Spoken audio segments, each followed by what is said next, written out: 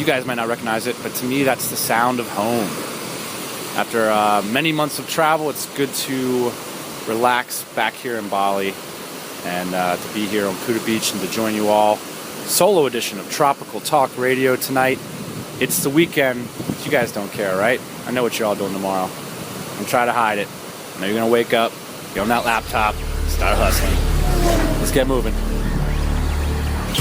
Yeah, buddy, you've downloaded Tropical Talk Radio, where we talk about all things entrepreneurship, travel, and lifestyle. If you're interested in more about this program, check out tropicalmba.com. And if you sign up for our mailing list, I will personally send you 50 free podcast episodes that take you along on our journey and expose the insider story on how we started a $1 million honest-to-goodness product business while we traveled the globe. Happy hour, everybody. It's Tropical Talk Radio. This is coming to you direct from Bali. Actually, just landed yesterday. DCer Tom Mullally kindly put me up in his fine apartment in the Legion area, central area of Bali. Just got here from Chiang Mai, so what do you say we do a little bit of a Chiang Mai versus Bali? What the hell? I'm famous for my uninformed opinions. I was only in Chiang Mai for a working week or so, but I've got some opinions about it, and it is the verifiable digital nomad, internet entrepreneur capital of the world for bootstrappers, so I want to talk a little bit about that. Today's episode is going to be a short one. I'm going to talk about 10 red flags or inefficiencies, things that you need to look for in your business, and maybe some things that you can do about them. I also have a couple news updates. First, on Chiang Mai. Here's the thing. I think the interesting thing about Chiang Mai, you look at the blogosphere, people talking about baselining, which is this concept of reducing your expenses as low as possible so that you can earn back your time and then build assets. This is a concept I absolutely love, especially as someone who enjoys their work. I consider myself a little bit of a creative entrepreneur. And so the idea that you could take $15,000 and buy a year of your time by moving to one of these places in Southeast Asia that's renowned for its low cost of living is awesome. And Chiang Mai has sort of been singled out, and it's the second largest city in Thailand. It's in the north, so it's about a 50-minute flight north of Bangkok. It's been singled out by bloggers, travel bloggers in particular, as the number one spot in the world to baseline. And I gotta say, I agree. It's really an amazing place, and for a few reasons. The first thing is in places like Bali and Vietnam, it's definitely possible to live on $1,000 a month or even less. And it's been outlined countless ways on the internet how you can do that. But the interesting thing about Chiang Mai is the inertial expense level. So what I mean by that is if you come to Bali here where I'm hanging out and you sort of pick up your phone when your friends call and you sort of go out to the restaurants that people go out to and you hang out with the crowd, so to speak, you're probably going to spend about $2,000 a month, depending on what your lifestyle is like. So in other words, you have to make a concerted effort. The difference between a place like Bali and Chiang Mai is that if you just go inertial in Chiang Mai, you're going to be spending $1,000 a month. You do get more bang for your buck. So I guess the question then is why come back to Bali? And part of it is just, I'm going to be spending this month writing my book. And so I wanted to come back to a place where I don't have to figure everything out. I know Bali really well and I can operate here. And so I spend less of my time on lifestyle overhead.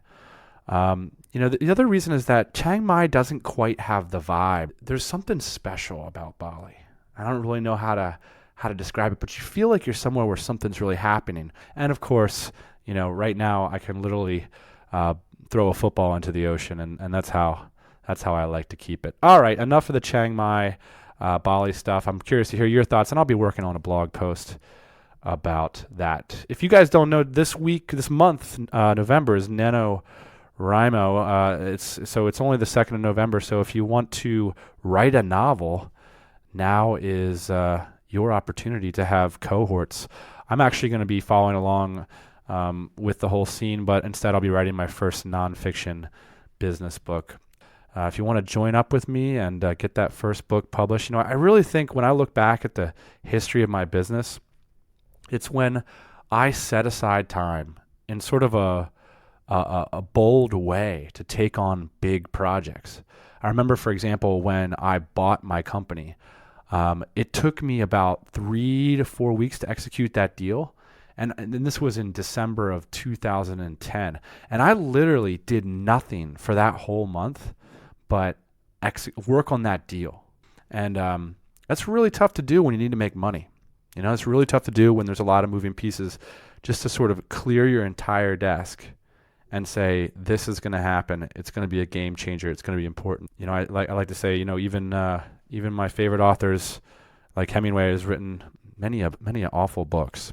I'm just going to write a bad one and ship it out. So I'm looking forward to it. And I'm looking forward to hopefully you guys reading it and giving me your feedback. So the next one will be bomb. Speaking of bomb, we want to make bomb businesses. And so quickly, I'm going to run through 10 business red flags. If you've got any of this stuff going on in your business, it's time to take a second look and to create a new strategy. Number 1, if you catch yourself saying, if I could just get 2% of the total marketplace, this is a huge problem, okay?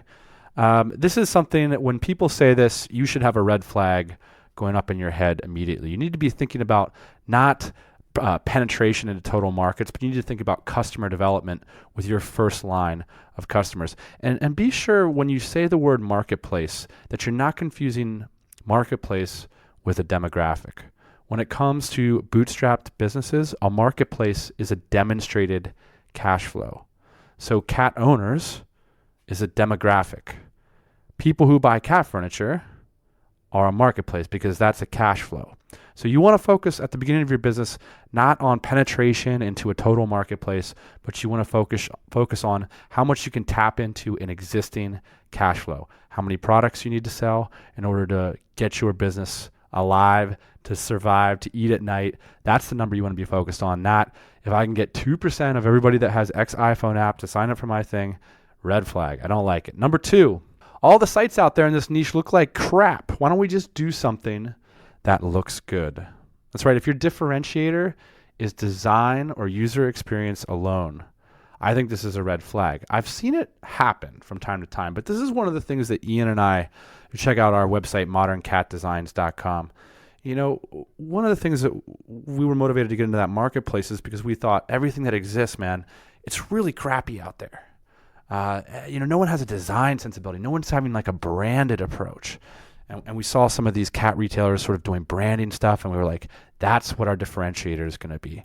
Well, it didn't really work out so well. And the problem is that no one really has, this isn't a real problem for people. Now, I concede with certain stuff. I mean, if you talk about what Hipmonk's done for online airline booking, fair enough. But I just want to, having an e-commerce site that looks better than your competitors, if that's the only reason you're getting into the marketplace, just take a second look at that and ask yourself if there's really a problem there to be solved and if it's really an opportunity. Also, by the way, there can be a second red flag here, which is sometimes there's a reason why all the sites in a niche have really bad or old or outdated designs. So something to look at. It could be that those are working, but also could be that those people aren't making enough money to invest in that niche. Something to think about. Red flag number 3, you're throwing traffic at the problem. This is a very common one. We talk about it a lot. You're not providing enough value. I just see this so much. I mean, we had one business breakdown at DCBKK that concerned me a little bit, and I have to follow up on is, people were basically saying, you got everything in line, now you just need more traffic. Well, it's like, if you can't make, this is a spreadsheet problem, but if you can't sit down with your first 100 users and figure out a way to make it profitable, tossing on the next 1,000 is going to crush you financially. So, I mean, you gotta find a way to make your business profitable and convert right away out of the gate. Throwing traffic at a problem is a super expensive way to solve a problem. It's the best customer is the one that you already have. The best user is the one that you already have. So if it's not working for them, don't think that there's greener users on the other side of the fence. Generally, there's not. Number 4, if you ever hear somebody say, I got this guy who's got a great connection with X person, or we just need to get mentioned on X blog, or we just need to put out a piece of content that goes viral. You could call this douche networking. This stuff doesn't work, because it's similar to the traffic problem, is that you're going to need to be consistently compelling to the users and the customers that you're coming across. So just chucking a bunch of exposure on top of what you're doing. If you can't say something to, someone who has the problem you're trying to solve, whether that's me or, try it out on some people. If it's not working for them, chucking a couple thousand people at it, or some guy with some influence or whatever, forget about it. That's not going to solve your problem. And a lot of times this is emotional resistance. It's a lot easier to call up some big guy that you met one time than it is to go out and get your first 5 customers.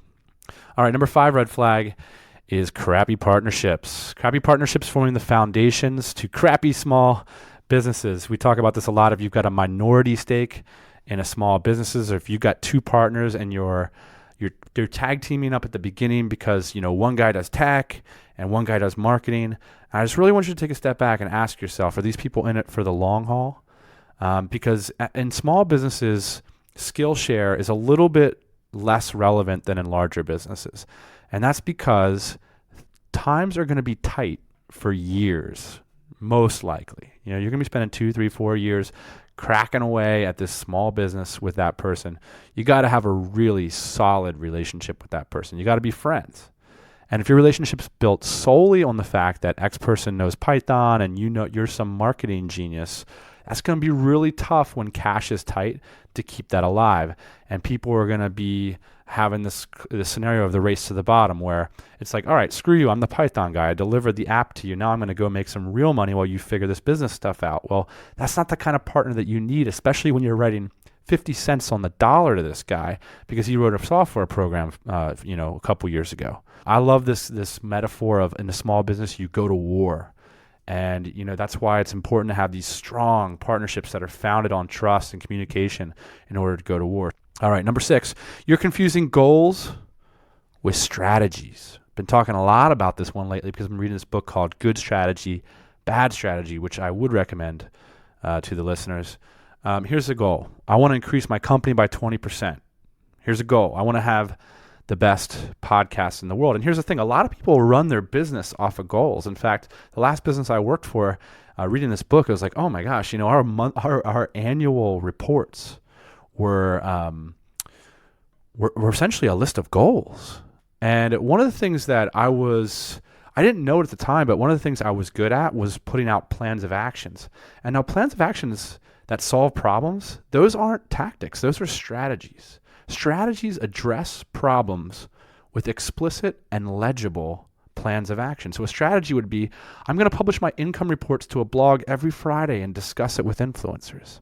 That's a strategy that solves a traffic problem. It solves a trust problem. It solves a customer acquisition problem. A strategy might be, I'm going to move to buy a house in Bali for my graphic design company, and I'm going to hire graphic designers for 25% of the cost of the competition. So another thing strategies do is they jam on a point of leverage. So you could have a graphic design company. You could say, I'm going to increase by 20% next year, and I'm going to try to lower my cost by 20%. But that's not really a strategy, is it? A strategy identifies a point of leverage. Say, I know this arbitrage scheme that's going to allow my staffing costs to be reduced by 75%, and I'm going to jam on that and measure it and see if that solves the problem I'm trying to solve, which is that, basically I'm having to compete on price with people, and I'm getting no margin out of it. So this is a way to increase or to solve the margin problem. And then tactics, of course, would be something that a way in which you execute that strategy. We're not going to get into that. This is a much longer podcast, but something to think about. Are you confusing goals with strategies? And do you have strategies? What are they? And what problems are they addressing? And can you measure the outcomes of those strategies? All right, number 7, you can't convert high-level JV partners. I'm going to give a shout to my boy Ian Borders on this one. I just absolutely love this moment at DCBKK, our meetup in Bangkok a few weeks ago, when someone asked a really cool question. What if I'm having a problem getting these big JV partners on? And it's so easy when you think about this stuff in theory. If I want to get a JV partner, like a famous internet marketer to support my product, there's a step-by-step process for relationship building or whatever. And so I sort of expected Ian to give kind of a stock answer in that respect. And what he ended up saying was so cool, which is, look, if you can't convince this person in your industry who understands the value proposition of what you're doing to get on board with your product, then how can you expect people who know less to get on board with your product? And I think this is a fantastic response. Because a lot of times while we're thinking about how our launch is and how our product's going to be in theory, it's easy to be in this fantasy land. Like, well, people are going to just buy it because people buy stuff and this and that. And that's all bullshit. It's like, the product has to be good, and it has to be good enough to get people that know what they're talking about to get on board. So if you can't get those people on board, that's a red flag. All right, so number 8, you can't hypothetically put a buy now button on your concept in less than a week. I call this product dev creep. Here's the thing, even if you've got an app or a hard goods product that maybe it's going to take you a couple months to develop the final thing. If you can't put a pre-sale offer up on your website within 7 days, you've got a problem. And the problem is you don't know what you're doing. And this sounds simple, but it's not, because I see so many people, they're selling their time as freelancers, or they're in sort of startup phase where they're, quote, developing a product, and they just have no friggin' clue what they are developing.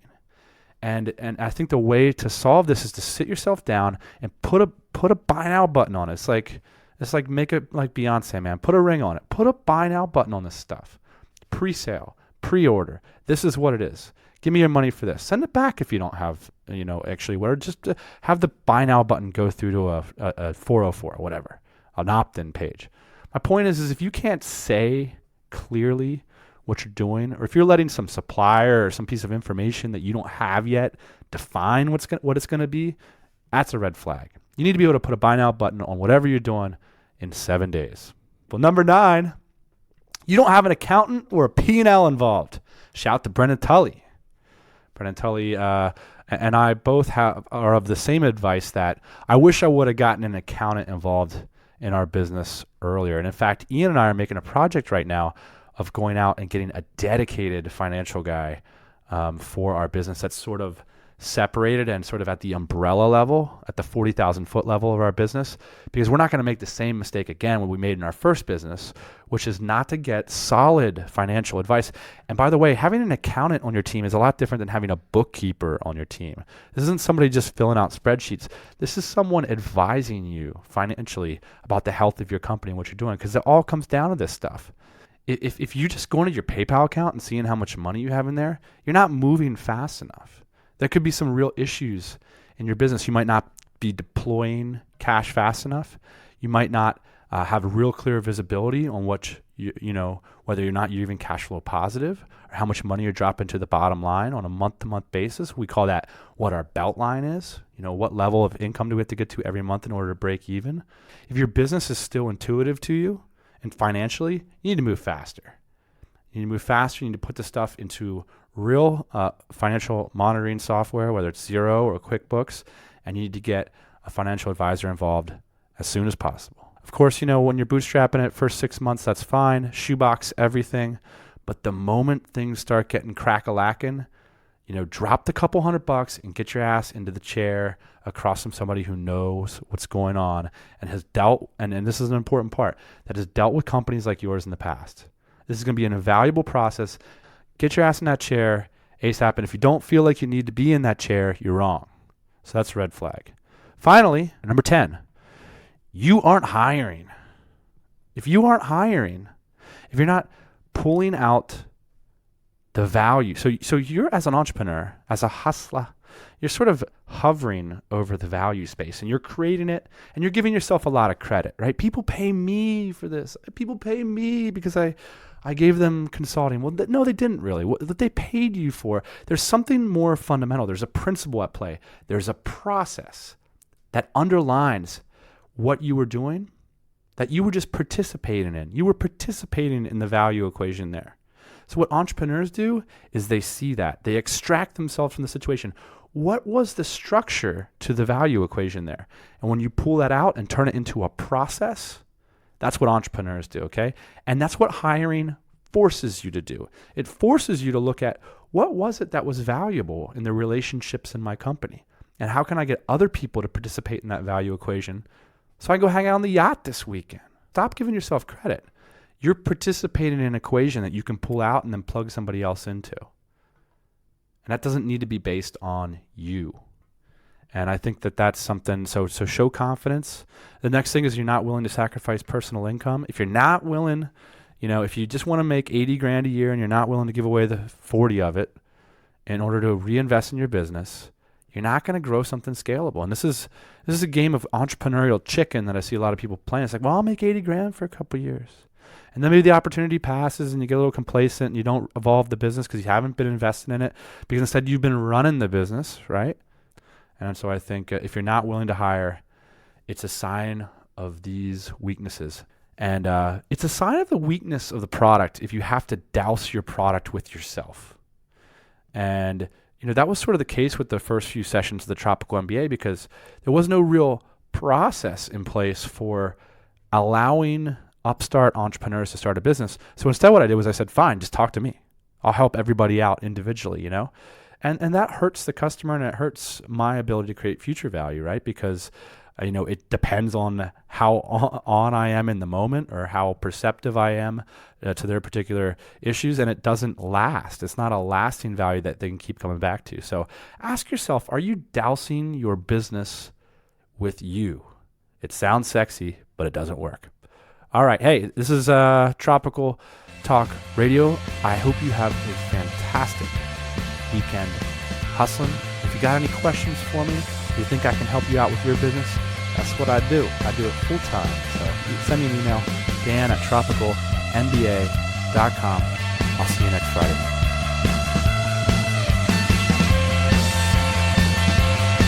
Hey everybody, thanks for listening. Don't be shy. We've got a mailing list. Check it out at tropicalmba.com. Get yourself signed up and we'll keep you up to date on everything we do, plus give you those 50 free podcast episodes. If you want to say, hey, check me out on Twitter @tropicalmba. We'll see you soon.